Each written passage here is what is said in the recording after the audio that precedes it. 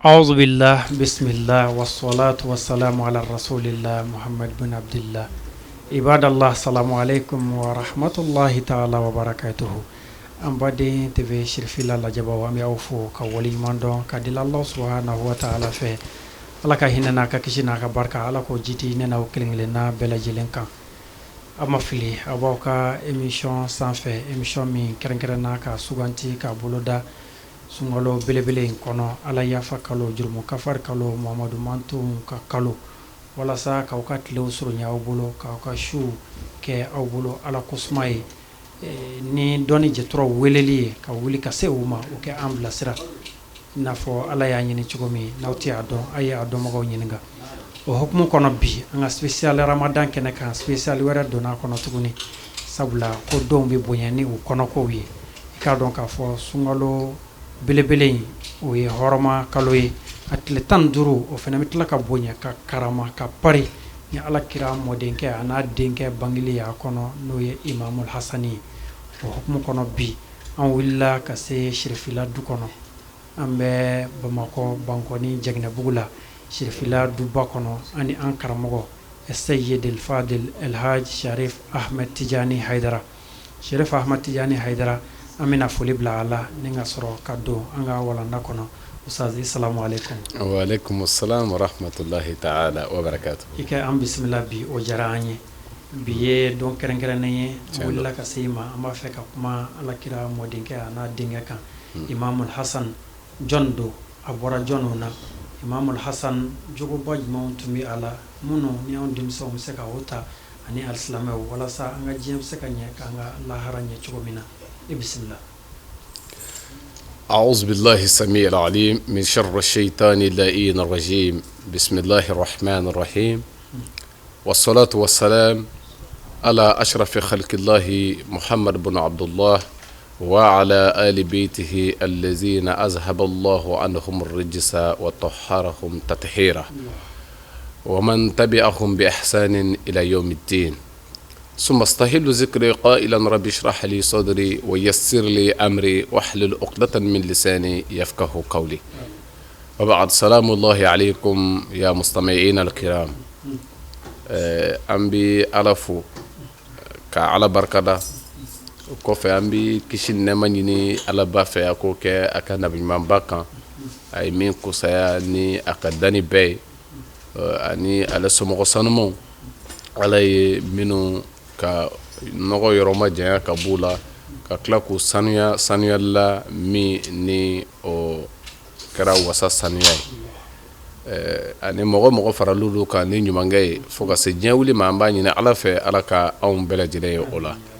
alhamdulillah ni wati na ambi an la meba ni an la jaba bela jide fo ni alislamaya ka foli ni o de ala ka kishike an bela jide kan ala ka na hamu nogoya ala kan sago dama labango nyuma be ala bolo ala ko nogoyanye gaske na fama barkama be ala bolo ala ko dambe ma anfle kaluba mi na ni o de sungolo e ambani na ala fe atime ko nyuma ala ko nogoya anye ala ko kakala ya kama ni ala kira horomay sallallahu muhammad wa alihi ola mukhtar bakayogo ame hukmu min kono ina fo ira kote ni o de sungolo imam hasan aleka bangeli ni o de sungolo akle tandurna anfle o de labi ka nyakari ka nisoja ni alakraba modinga ka bangeli no de imam hasan okoro ni domba fene alay min kerengere ka be kaluba fene ma ni o sungolo kaluba fenchama be alay min kala ni o do bilbile ba do qur'ana yere jigili ala shahr ramadan allazi unzila fihi alquran ko ay qur'ana jigi sungolo de la ka ke hudan linnasi wa bayinatin min alhuda wal furqan ka ke kanda e jownya an wala bay ko qur'ana jigina kalumina o kalubay wala lailatul qadr shu ni o de la tiga shu min fena fora ni o fena kafsa katame kalo bakilen ka ne o be san bishigni san samani kalo nani jatelikala ka kalo bakilen jatela wala ba yira ko la horoma shubaba la qoro alayni femban nun chama ayake ka besngolo ma an islamo ko buya waraw minu yo soro wani o buya fana na belbele badoy sabu kuranɛ ye an ka minɛfɛn de ye ala y'o jigi ka bɛn ni kalo in ma wa kuranɛ ni mɔgɔ minnu kan ka minɛ ni o de ye alakira a n'a somɔgɔ sanumanw ye i b'a bila i kun na kira Muhamadu Mustafa a y'o de fɔ a ka kumakan na kuma min na ni kira yɛrɛ ka taali surunyana a ko fɛn fila bɛ yen hadisu sakalayin hadisa dɔnnen don an bɛna se a ma mɛ kuma ɲɛbila kama k'a yira nin ye kaloba ye fɛnba minnu kɛra a la n'o ye Imam Hasan ka bangeli ye o ye belebeleba dɔ ye sabu kira ko a bɛ taa ka fɛn fila de to anw bolo inni taariku fiikum sakala sakalayin ni o de ye fɛn giriman fila ko fɔlɔ ye jumɛn ye kuranɛ kitab Allah ko o ye kuranɛ ye ni madama o b'an bolo k'o kɛ an ka minɛlan ye an ti fili wa itrati ahlbayti anne Muhamadu somɔgɔw o somɔgɔ in o fana dɔ dira ka bɛn nin kaloba in de ma ni an filɛ ale ka sigi la bi n'o de ye Imam Hasan ye o la ni a fɔra an ka sigi ka dakurunya fila fɔ Imam Hasan kan kuma dɔ la i bɛ se ka dɔɔnin fɔ parce que mɔgɔ minnu ka fadlu bɔɲɔgɔnko bi n'a fɔ ba ani kɔgɔjiw n'a fɔra dɔ ka soli o la solita o la i b'a ye o ye fitinin damaden ye bawo y'o fɛ walima kɔji taatɔ fɛ fitinin de bɛ taa o la ninnu ka mankutu i bɛ se ka fitinin de fɔ a la jango sanga min b'an bolo telela waatiw la o tɛ se ka ninnu ka fadɔilu khususiyatu minnu ni ala y'o d'u ma n'o de ye maa kɛrɛnkɛrɛn ko minnu bɛ ala bolo ka kɛ a ka jɔn ye i yɛrɛ ka kɛrɛnkɛrɛn ye min s'i ma i jogo la i ka yɛrɛdi la ani ala ka kanu la i ma o hakɛ min ni o dira ninnu ma k'o ni an diferansiya dan foyi t'o la n'o de ye ahlulbeit nabi kira ko ten de ahlulbeit la yuqasu bihim ahad k'a fɔ ne Muhamadu somɔgɔw olu ni mɔgɔ tɔw tɛ suma foyi la o la kan'i miiri ko an k'o ni dɔ suma nin na dɔnni na wa karama la wa ala ɲɛ siran na la ahlulbeit la yuqasu bihim ahad olu ni maa si tɛ suma foyi la nka an ma se o yɛrɛ ma an bɛ fɛ ka na don Imam Hasan ale yɛrɛ de ka kɛrɛnkɛrɛnnenya dɔ la ni waati nɔgɔyara an bolo ka min lase an badenw ma o la an bɛ se ka min fɔ Imam Hasan ale ka hakɛ la i b'a ta k'a lajɛ kuranɛ kumana olu de kan k'a yira k'u ka kanu diyagoya an kan kuranɛ y'o fɔ ninnu de ka hakɛ la ni kuma min na kira ɲininkara a ka ci sara la kira ɲininkara a ye kuranɛ ta k'a dayɛlɛ kira ko ne ka sara bɛ ala de kan ne ma foyi ɲini aw fɛ n ka ci sara la fo n ka sara bɛ n ka ala kan kiraw de a bɛɛ ye o de fɔ wa hali Muhamadu Mustafa kuranɛ kelen in kɔnɔ a ɲininkara a ye nin de fɔ a ko n ka sara bɛ ala kan kuranɛ kɔnɔ o bɛ yen a ko ne ka sara bɛ ala kan mɛ sahabaw tilala ka na Muhamadu Mustafa ɲininka sabu kiraw tun b'u ka ci lase minnu kɛ u b'a fɔ anw ka sara tɛ aw kan bon kira Muhamadu Mustafa yɛrɛ nin fɔ o aya bɛ yen n ka sara bɛ ala de kan wa a b'o cogo kelen na mɛ sahabaw tilala ka na ɲininka i ka sara an bɛ se k'i sara ni mun ye ala ye Jibirila ci ka wahayu kɛ kira kan a f'u ye qul la as'alukum alayhi ajran illa al-mawaddata fil qurba Muhammad a fɔ k'i tɛ foyi ɲini u fɛ i ka cidenya in sara la fo u ka kɛ i somɔgɔw fɛ u k'u kanu al-mawadda illa al-mawaddata fil qurba fo ka kɛ e Muhammadu somɔgɔw fɛ o la an y'a dɔn kuranɛ aya yɛrɛ jiginna minnu ka hakɛ la ko an ka k'u fɛ an k'u kanu o ye kira ka ci sara ye o kɔrɔ o diyagoyara mumini bɛɛ lajɛlen kan ka kɛ alakira somɔgɔ ninnu fɛ ka o kanu sabu dɔw b'a ye ni mɔgɔ min ko alakira somɔgɔ dɔrɔn u sin ka siyaw de don ou bien la fo an ka fɛn dɔ de faamuya minnu ye o fɔbaa yɛrɛ ye o bɛ ɲininka yala silamɛw do fɔlɔ wa sabu min bɛ yen ko diyagoya de don an kan kira ka ci yɛrɛ sara nana gulo min na o de ye nin ye ko an ka kɛ ninnu fɛ ni mɔgɔ min kɛra o fɛ k'i y'o kofɔ dɔrɔn a bɛ fɔ ninnu ye nin la o bɛ rawafidiw de don bon la o kɔrɔ ni kira somɔgɔ kanu kɛra rawafidiya ye k'a fɔ ko o de ye ka sira yɛrɛ jɛ Shafi'i ye kuma min fɔ an bɛna segin o kan dɛ a ko ni kira somɔgɔ kanu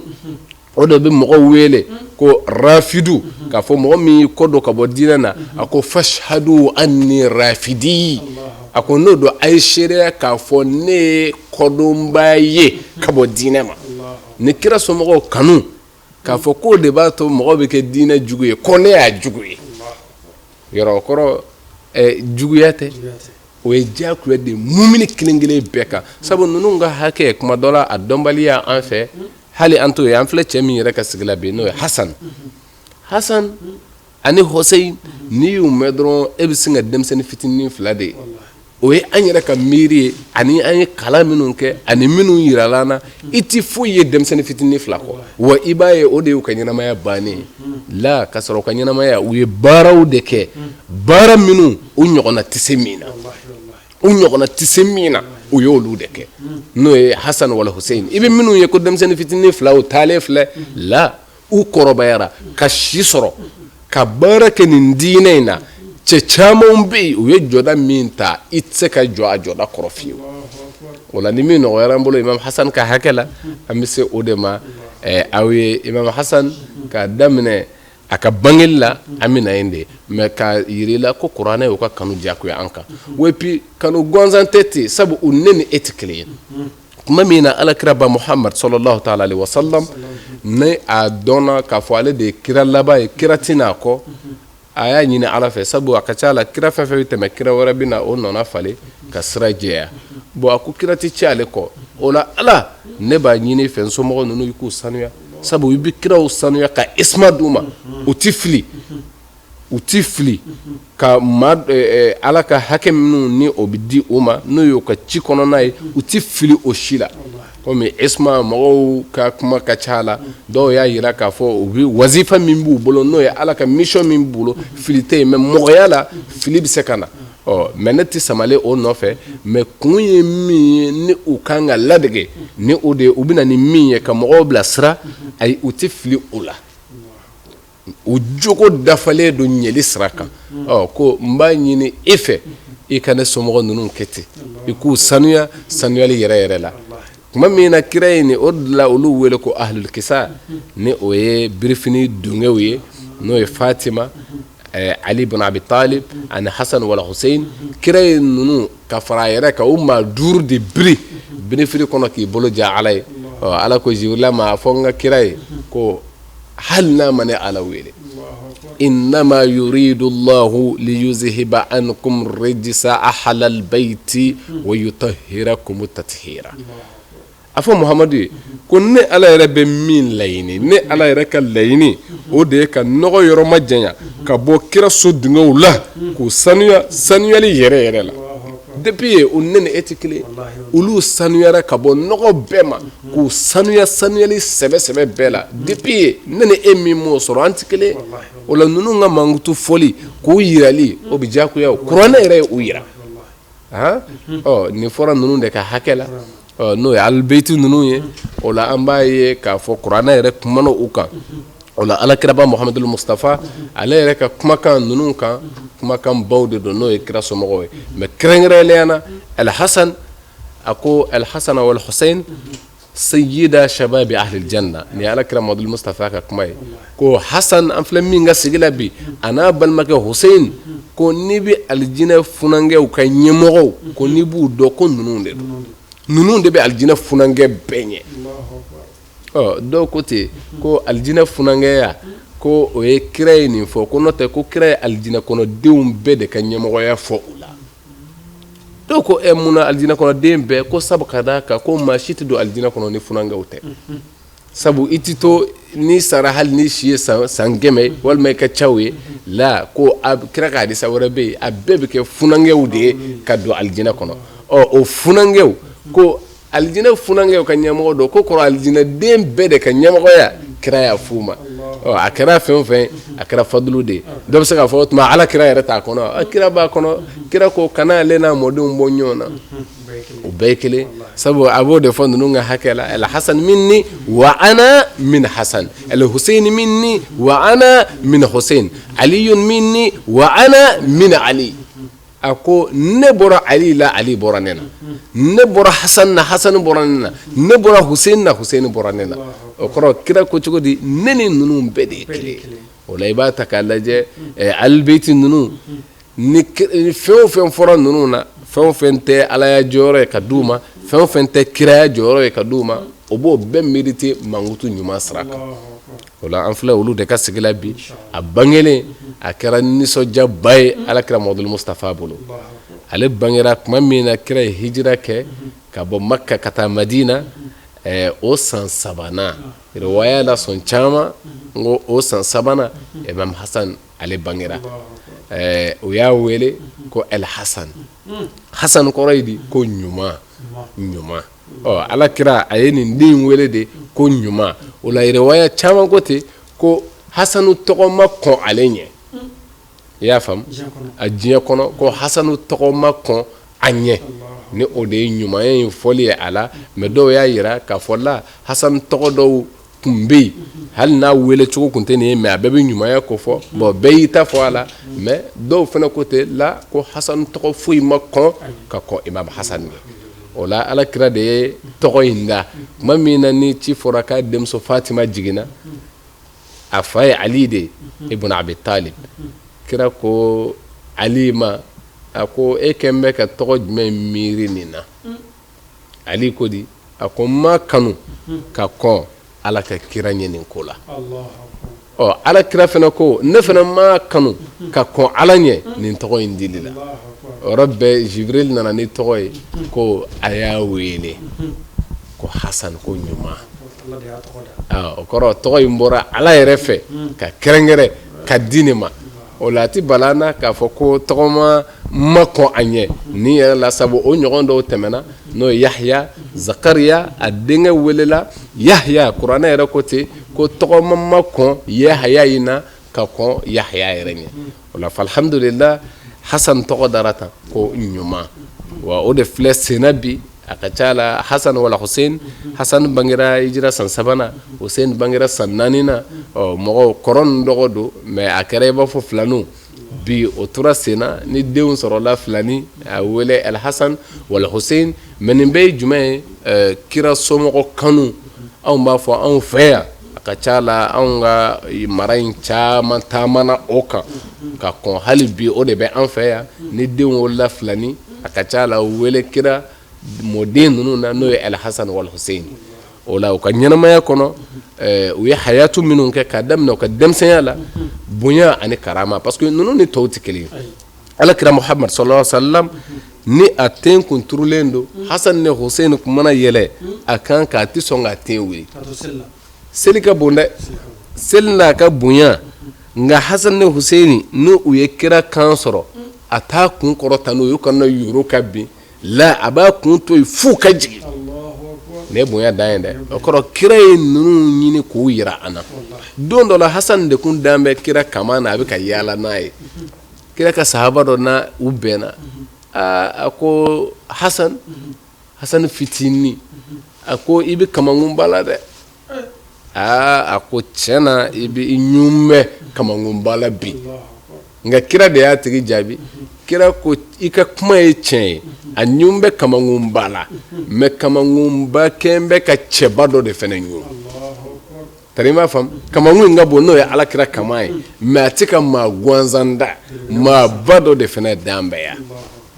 yan nin ye kumaba ye o kɔrɔ alakira ye ninnu yira an na de ka tila ka sahabaw wele ka u ka ko f'u ye ko a y'a dɔn ne bɔra ninnu na ninnu bɔra ne na wa ala kɛ maa bɛɛ fɛ maa min kɛra ninnu fɛ o kɔrɔ ye de ala ba maa bɛɛ la maa min banna ninnu na o la n bɛna ninnu ka ɲɛnamaya f'i ye surunya bolo ma parce que an bɛ nisɔndiya kɛnɛ de kan ni u y'u ka bangeli ye sabu u nana an nafa de ninnu ka bangeli nana an nafa kira ye jigiya min sɛmɛ o la k'a fɔ an ka ala ka kitabu n'o ye kuranɛ ye ka o de minɛ ala ale somɔgɔw a y'o jigiya min da o kan ninnu m'u kun tori ka bɔ o jigiya kɔrɔ tile kelen o de la Hasan a fa ye Ali ye komi Ali dɔn bɛ déjà silamɛya tariku bɛɛ kɔnɔ cɛ min don ala kira kɔfɛ ale ka fisa ala ka dani bɛɛ ye mantonw na kira mantonw na ala kira kɔfɛ ale bi bɛɛ ɲɛ sabu kira ko ten Hasan ni Hussein ka valeur fɔli la a ko ninnu de ye alijinɛ funanŋɛw ka ɲɛmɔgɔ ye nka u fila fa fana b'u sanfɛ daraja la tari b'a faamu o kɔrɔ Ali fana ka bon ni ninnu ye a bi ten n'o ye Hasan ni Hussein an bɛ Hasan min na bi ale ka ɲɛnamaya n'i y'a jateminɛ o ka denmisɛnniya kɔnɔ o y'a bɛɛ kɛ kalan na et puis kodɔnbagaw de kun don dɔw dɔ la Imam Hasan ani Hussein k'u to denmisɛnya na kira ka sahaba cɛkɔrɔba dɔ bɛ yen a bɛ ka seliji ta cogo kun man ɲi mais maabaya o min b'u la ka taa fɔ cɛkɔrɔba ye i ka seliji ta cogo in man ɲi o gɛlɛyara u ma k'a fɔ e ka seliji ta cogo man ɲa o la u y'a ɲini ka an dun fana tɛ fɛ k'a bila ten sabu a tɛ ka ɲa yanni an ka to ten a ka seliji ta cogo tɛ ka ɲa an b'a kɛ ten Imam Hasan wala Hussein ala ye minnu ladɔnniya k'u kalan fɛn na ne ni e ma dɔnniya min ɲɔgɔn na u ka faamu ye min d'u ma ko n dɔgɔkɛ e ka taa seliji ta i b'a fɔ ko ne ni bɛ k'a lajɛ jɔnni seliji ta cogo ka ɲi u ye nin de fɔ nkalon tɛ tigɛ a kɔnɔ k'a fɔ an ka taa fɛ a bɛɛ kɛra ni kodɔn ye k'a sɔrɔ o ma nkalon tigɛ Imam Hasan ko cɛkɔrɔba ma a lajɛ n'o y'a sɔrɔ ne de bɛ se n dɔgɔnin de bɛ se seliji ta cogo la a b'a ta i ɲɛna k'a ban ne yɛrɛ Hasan bɛ segin ta kan ni min ta ka ɲi an fila la e k'o fɔ an ye u taara Imam Hussein ye seliji ta a ta cogo ɲuman na k'a ban Hasan yɛrɛ nana seliji minɛ ten k'a ta Imam Hussein y'a kɛ cogo min cɔyi différence ma don u ni ɲɔgɔn cɛ cɛkɔrɔba ko aw fila bɛɛ bɛ se nka a ye min kɛ ko n ye darisu faamuya ni Ala sɔnna ne ta tɛ tiɲɛ bilen y'a ye nin de ye kodɔn ye n'i y'a sɔrɔ u bɛ denmisɛnniya de la sabu ninnu ma mɛn ka balo Ala kira yɛrɛ fɛ nin bangera hijira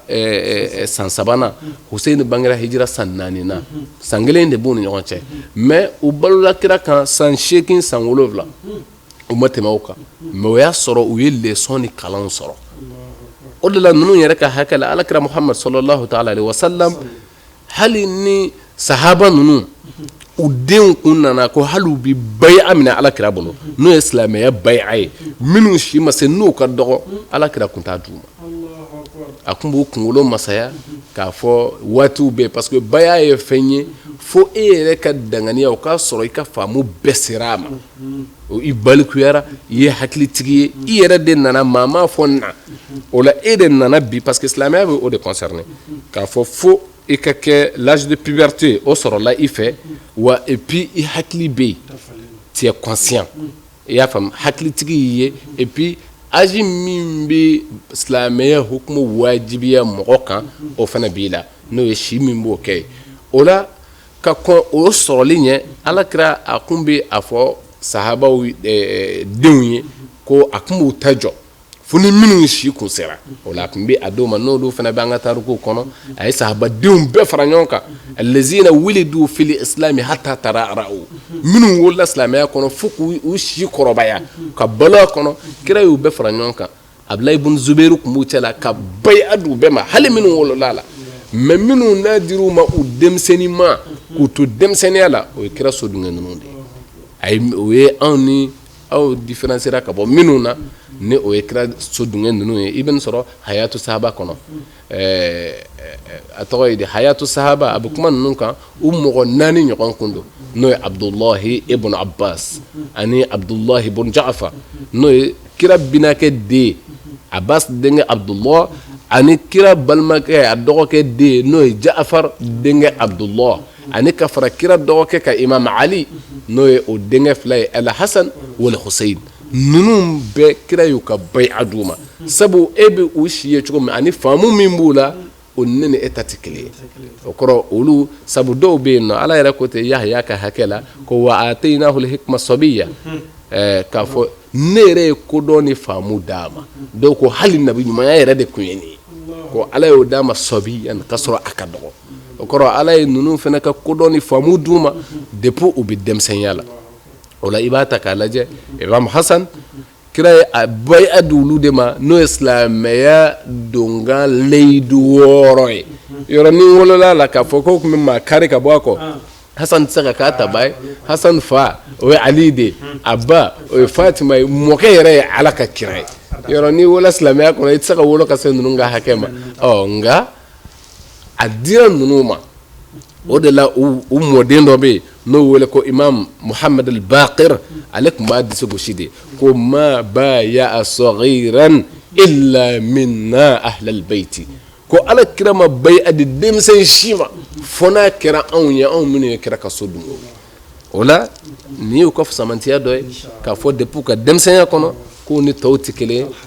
o la fo kana se a ka waati ninnu kuma dɔ la a ka dɔgɔ anw ma parce que u bɛ ka signalement dɔ di mais ka yira ko alakira ye faduluba dɔ fɔ a kan ni o de ye k'a fɔ dekun bɛna don ale Muhamadu mantonw ni ɲɔgɔn cɛ ko Hasani de bɛna kɛ sababu ɲuman ye ka o fitinɛ ban joli ti bɔ fitinɛ bɛɛ bɛ ban o de la dɔw bolo ko Imam Hasan parce que dɔw b'a ye ko Hussein de ye cɛfarin ye Hussein de donna kɛlɛ la kira somɔgɔ ninnu si ma fitinɛ ɲini a bɛɛ ye fitinɛ dali de ɲini a bɛɛ depuis kira fatura u ye dekun ni tɔɔrɔ sɔrɔ mais a bɛɛ y'a muɲu k'a fɔ silamɛw bi bɛn cogo di fitinɛ min wulila kira somɔgɔw nɔfɛ u diyagoyalen donna min na a banna n'o tɛ u bɛ se ka fitinɛ o fitinɛ dasa u y'o se k'o bɛɛ dasali la k'a daminɛ depuis u fa la Imam Ali fɛn caman bɛ yen khalifaya ko yɛrɛ la depuis Abubakar bɛna tuma min dɔw ko abada fo Ali de kana Bukar bɔra yen Umar nali dɔw ko abada an tɛ jɛni Umar ye kira ye minnu fɔ an ye o y'a somɔgɔ ninnu de ye a ye Ali de yira an na mais Ali sabalila Usman nana ten ko non Ali fɛ de ka sigi la mais Ali y'a bɛɛ ka tila ka u ye khalifaya la ka tila k'u dɛmɛ a kɔnɔ hali kiri minnu ni u dɛsɛra a tigɛlu la n'u ka ci y'a sɔrɔ yɔrɔ bɛɛ ale de bɛna a b'a walawala u ye o kɔrɔ a dɔnni n'a faamu n'a kodɔn a n'a alaɲɛsiran n'a cɛfarinya Ala y'a bɛɛ d'a ma mais o bɛɛ n'a ta u sabalila kɔrɔ o la n bɛ fɛ k'a f'i ye Hasan fana ka o hakɛ la a ye muɲu ni sabali min ta ka joliw lakanda ni o de ye minnu tun ye khalifaya k'u bolo maana bɔ a nɔfɛ an bɛ se k'a fɔ a n'u man kan ka kira somɔgɔ ninnu to yen Muawiya bon kira Hasan sɔnna ka jɛn dekun wulili kɔ mun ko sɔn fitinɛ ka da o la an b'a ɲini Ala fɛ Ala ka faamuya ko ɲumanw d'an ma yanni ka bɔ kuma kɔnɔ ni donbaw n'a ɲɔgɔnnaw mana se ka silamɛ min to balo ye i kan ka cɛsiri ko fasugu jumɛnw na i kan k'i cɛsiri ka waleya jumɛn ɲɔgɔnnaw kɛ alhamdulillah nin waati ninnu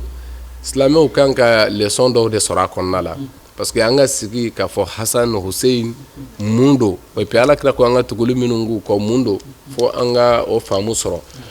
silamɛ bɛɛ kan ka cɛsiri fɛn min na o de ye jija ye Alakira mago kun b'a la cogo di an ka kɛ di jogo ninnu sanuyali la kɛrɛnkɛrɛnnenya na kuma kelen min n'an b'o leçon sɔrɔ Hasan nɔfɛ sabu ni nin fɔra Hasan ninnu mana fɔ kira somɔgɔw mana fɔ an bɛɛ bɛ se k'a fɔ an ka k'u fɛ sabu kanu diyagoyara an kan mais don dɔ la cɛ dɔ nana Hasan yɛrɛ kɔrɔ a ko ana min shi'atikum ne ye aw ka mɔgɔ de ne ye aw kanuba de Hasan ko sadaqta in kunta li awamirina wa zawajirina muti'an wa bi khilafi zalika fala tazid fi zunubik Allahu akbar a ko cogo di cɛ nana a ko a ko ne aw kanubaga de n b'aw fɛ ne y'aw ka mɔgɔ ye Hasan ko i ye tiɲɛ fɔ n'o y'a sɔrɔ an bɛ k'a fɔ a ka min kɛ i labɛnnen don i y'o kɛbaa ye a ka min to i labɛnnen don i y'o tobaa ye ko i ye tiɲɛ fɔ ko nka ni o tɛ ni dɔ wɛrɛ b'i kɔnɔ ko kana fɛn fara i ka jurumu kan n'a fɔli ye ko i y'anw kanubaa ye o kɔrɔ kira somɔgɔ ninnu kanu o tɛ an ka fɔ don o don n bɛ Hasanu fɛ de n bɛ Huseini fɛ ne ye Ali ka mɔgɔ ye nin bɛ tan la ko u kun mago bɛ mun na u ye mun ɲini e fɛ ninnu ko an jogo de ka tanga an ka kɛ ladiri ye an ka tile an ka walifɛ to a tigi bolo an k'an cɛsiri o la wa o de bɛ ninnu ka kanu nafa sɔrɔ o la an bɛ se ka min fɔ ko miiri bɛ kɛ ninnu na an kelen kelen fɛ ko nafa sɔrɔli u ka sigi ninnu na o de ye u mago bɛ min na anw yɛrɛ la wa puis u mago fana mago tun b'o de la n'o de y'an ka sanuya ye Hasan a ka si sɔrɔli riwaya sɔn camanw ka kuma na o ye san 40 ani san 7 o la san 47 yɔrɔ o ma sa denmisɛn fitiniya la bilen o kɔrɔ u ye nin baaraba ninnu de kɛ u ka ɲɛnamaya kɔnɔ minnu nɔ n'a bɛ ladege fo ka se diɲɛ wuli ma o la ale sara mata masmuman a fatura a empoisonné ni kuma min na o y'a ɲini kira somɔgɔ ninnu u ka ko bɛ se ka jigin cogo min k'o bɔ yen pewu u ye ale muso Ja'da u ye o de nɛgɛ ka poison d'a ma a k'a kɛ Imam Hasan kɔnɔ Imam Hasan a fatura nin fatu cogo de la ka bɛn kira hijiralen mɔgɔ caman bɛ min fɔ a san 50 walima 51 na o waati ninnu a fatura ka bɛn o de ma Ustaz an ka waati korona kosɛbɛ nka laada don nin don ɲɔgɔnna mana se yan Bangoni Jɛgɛnɛbugu la an ba bɛ a ɲɛnamaya ka alsilamɛw bɛɛ lajɛlen wele ka wajulu belebele kɛ a la an b'a fɛ i kɛ foli laban di ni ka dugawu kɛ an ba ma a ka nin cɛsiri baara la. Alhamdulillah, ni o ye an baw ye u ka wuli kɛ jɔ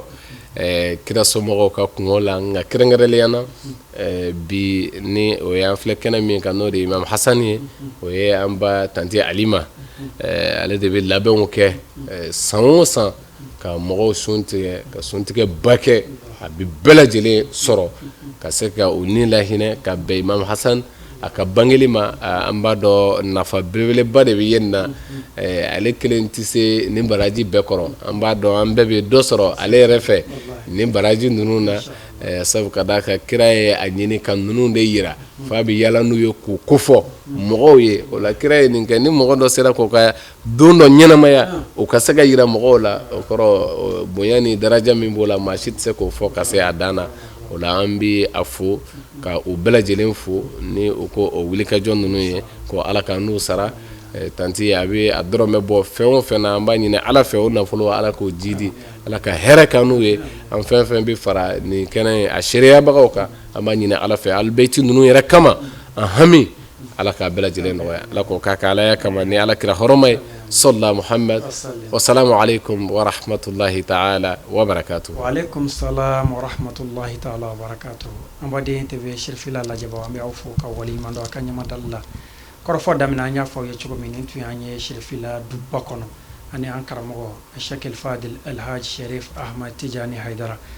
walanda tun ye fɛn min ye o tun ye Imam Hasani ye a kumana an ye cɛ in ka bonya kan. Imam Hasan a y'a yira an na kɔrɔfɔ kɔnɔ belebele don wa a bɔra belebelew la. Imam Hasan an kɛ an cɛsiri k'a ladege ni jogo ani kɛwale ye o de bɛ an nafa diɲɛ na o de bɛ an nafa lahara. Sherif an b'i fo k'i waliɲuman dɔn an bisimilali la i sara bɛ ala bolo an ba bɛ don min fana labɛn ni Imam Hasan tɔgɔ la an b'aw ladɔnniya k'a fɔ o bɛ bɛn samedi nata ma. Samedi nata n'aw tigɛ bɔra surafana to dun la an ka ɲɔgɔn sɔrɔ Bangoni Jɛgɛnɛbugu la kalanso kuruba kɔnɔ wajulu kɛnɛ belebele bɛna sigi ka kuma halisa nin cɛ belebele in kan ni k'a kuncɛ ni an fa ani an karamɔgɔ ka dugawu don ye Alil Maqam Sayyid Sharif Usman Madan Haidara insha Allah a tɛna kɛ basi ye k'a na bɛ dɛsɛ ni dugu jɛra kuranɛ kalan fana bɛna sigi an ba bɛna min labɛn n'o ye tanti Alima Dagamayisa ye ka kuranɛ kalan ni ka hinɛ se Imam Hasan ma ani silamɛ su bɛɛ lajɛlen ni ka sɔrɔ ka silamɛw sun tigɛ ni nin fɔra maa min kɔ i k'a dɔn k'a fɔ ko duman fɔra i kɔ ala kɛ a don yira an na o suntigɛ bɛ kɛ dimanche insha Allah ala kɛ o waati yira an na an b'a fɔ a ka ɲamadali la a k'an bɛɛ sigida wɛrɛ wa shukran lakum fi amanillah. رمضان